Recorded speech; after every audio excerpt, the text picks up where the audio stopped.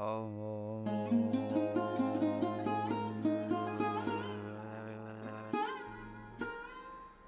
ब्रह्मा गुरुर्विष्णु गुरुर्देवो महेश्वरा गुरुर् साक्षात् परब्रह्मा तस्मै श्री गुरवे नमः। हे भगवान, thy child's tiny hands have gathered these small flowers from the immense garden of thy glory and woven them into a clumsy garden, but it is offered at thy divine feet with a big noise, calling it all about Shivananda.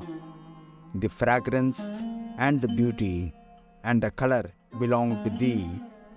It is thine own unsurpassable love for thy children that makes thee accept this too. It was said of Lord Krishna that everything about him was sweet. It is true of Bhagavan Shivananda.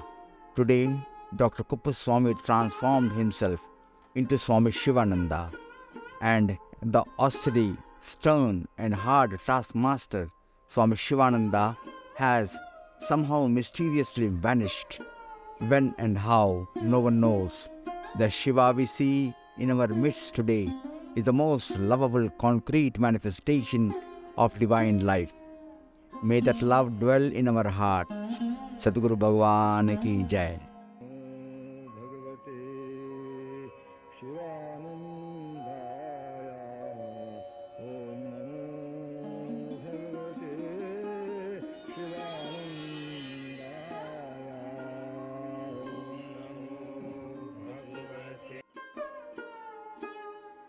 सख्य भाव में भगवान भक्त के मित्र बनते हैं।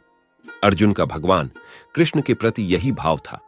इस भाव में भक्त भगवान से समान स्तर पर व्यवहार करता है।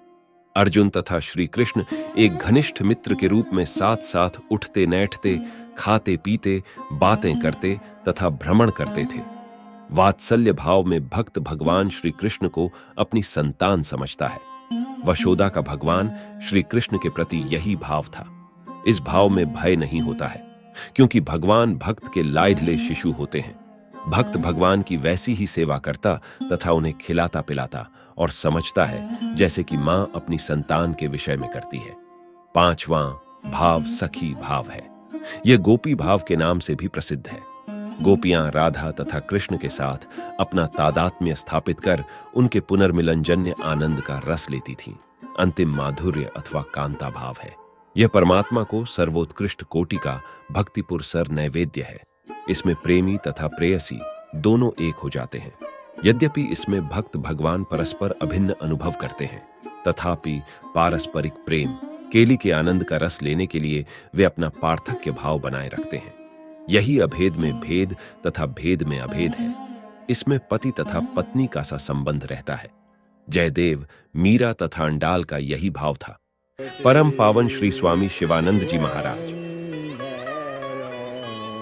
ओम नमो भगवते शिवाय।